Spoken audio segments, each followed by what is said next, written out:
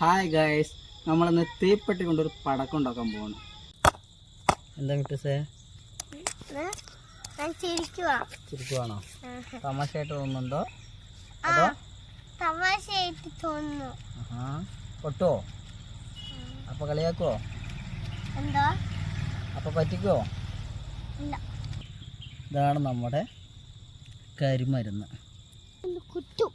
ആണോ? അപ്പാ